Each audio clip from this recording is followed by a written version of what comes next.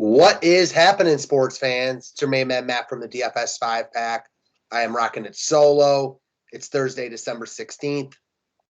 We got 4 NBA games to talk over tonight. I'm just going to make one video, members only for the public. Ryan and I came out with the Thursday Night Showdown video earlier, did the same thing.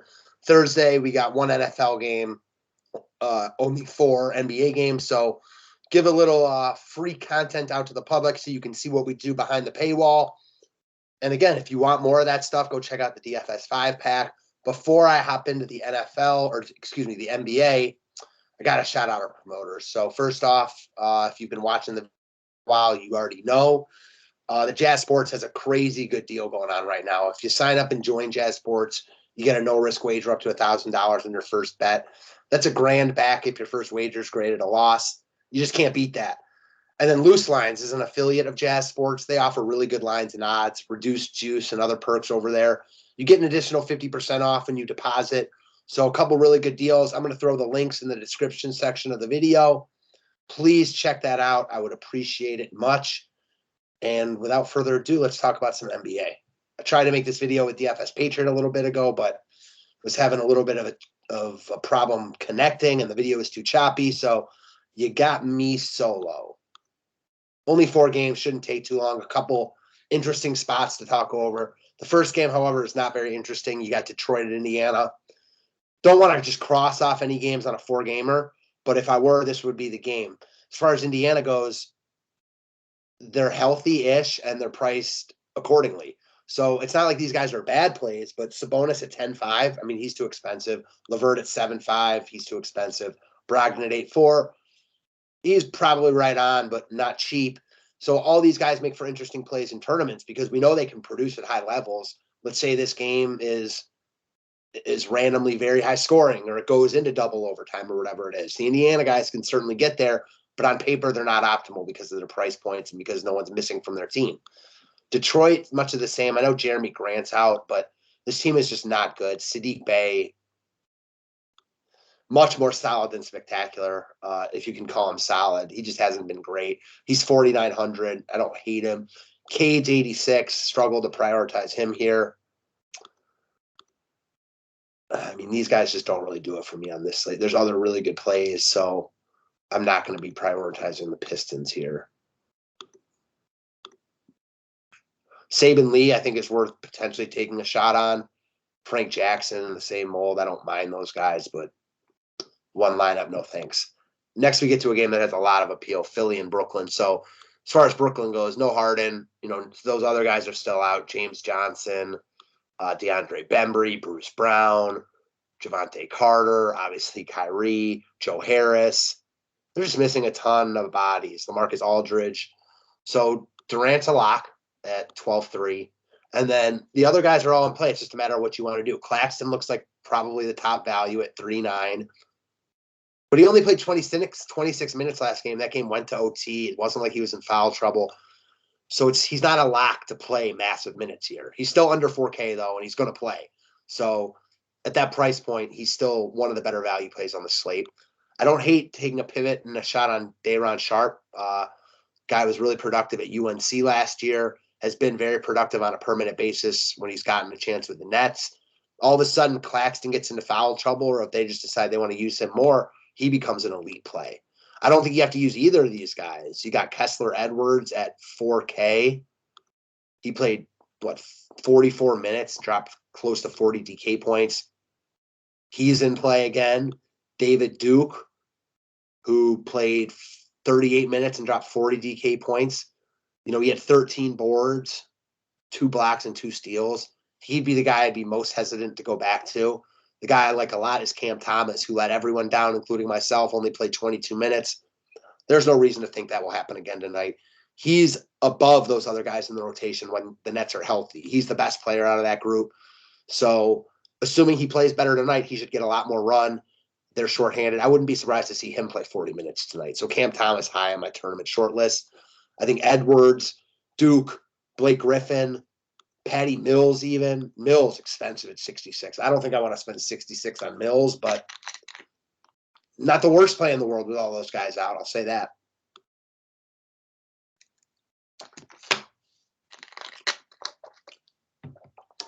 The absolute lock for Brooklyn is Durant. Claxton's close.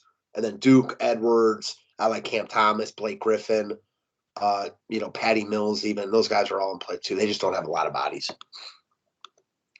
All right, Knickerbockers at Rockets. So big news is that Christian Wood's not questionable. That changes a lot. If he's in, I don't think I really want to spend a $5,500 on Sengun. The other pieces of Houston look less appealing. If he's out, I think Sengun becomes one of the better plays on the slate. I will throw a little caution in the wind, however, though, that he balled last night, and I'm a huge Sengun fan. He played 28 minutes, but a lot of his run came in blowout time. So if this game's close, like, is he playing over Daniel Tice? He should be, but that doesn't mean he will be. So if he's going to be chalk at 5,500, I think there's merits to fade him in tournaments. I also think the smart move is to just play him and move on because he can crush in 25 minutes. And if he does play more, he's probably going to be needed. If he starts, you just lock him in everywhere. Other guys from Houston, no thanks, really. I mean, Eric Gordon's fine back tonight, but nah.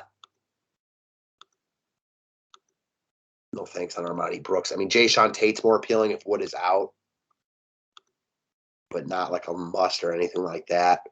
DJ Augustine got ejected last night. He's in play if, the more guys that are out, the more he's in play. I'll say that. Then as far as the Knicks go, they're still dealing with some injury issues. So injury/COVID issues.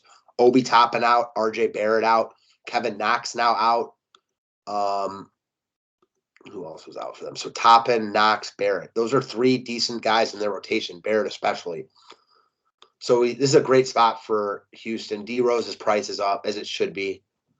I think he's a solid play. No longer like you just lock him in and move on type. It's solid at 63. Alec Burks at 71. Probably not where I want to go. His price is up. His production's down. D Rose is much more of the priority. Evan Fournier at 49. He wasn't good last game, but he played 29 minutes. He's cheap.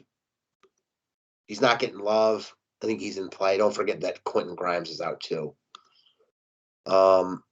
Julius Randle's obviously the top piece, coming off a really good game last time out. I like him. I don't think he's like that much of a better play than Sabonis. So those guys are all in the same mold. KD is the clear top priority as far as spend-up options go. Randle should eat here, though, no doubt about it. And at 10K, pretty easy to fit him with all the value on the slate.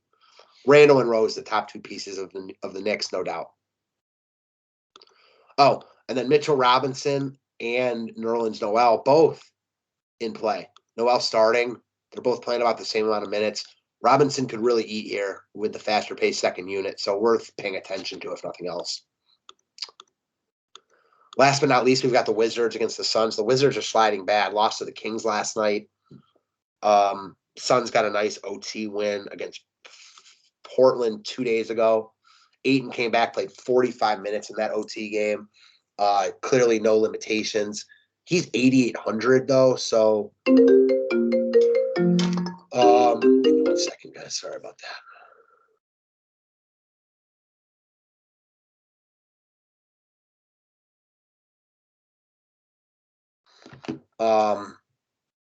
Sorry, I lost my train of thought. So Phoenix guys are just expensive. Ayton's 8,800. CP3's close to 10K. I mean, he's coming off that monster game. Both these guys are priced up because of how they played last game. I don't hate it, but I don't know. I mean, they remind me of Indiana in the sense that, like, they're good players. They're just too expensive. With Ayton back, it takes away the rest of the Washington guys or the rest of the Phoenix guys. So Phoenix isn't a spot I'm overly interested in. This game could get blowouty. Washington, again, not playing well, lost last night. Kuzma was very disappointing. It's not a good spot for Washington, so know that going in. Bradley Beal was very good, though. 9K. I think he's in that Randall Sabonis mold. I think those other two guys are probably a little better, but he's cheaper. Washington has some cheaper guys that are potentially in play, and then Montrezl Harrell always has upside at that price. This game isn't very appealing. I think it's all about the middle two games. The Sixers Nets and the Knicks Rockets with pieces from the others. Not even going to try to build right now because we're still waiting on news. And Actually, yeah, we're still waiting on the Christian Wood news, which changes a lot. So again, the write-up will be out at normal time for our customers. If you want that, if you want to check that out, go check out the DFS 5-pack. Would love to have you. Check out the links in the description section of the videos. And yeah, appreciate you guys as always. Have a great rest of your Thursday.